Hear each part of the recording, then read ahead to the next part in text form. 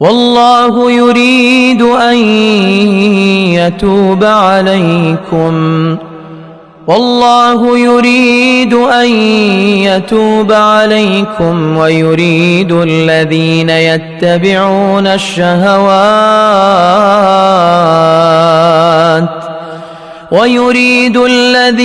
يتبعون الشهوات أن تميلوا ميلا عظيما.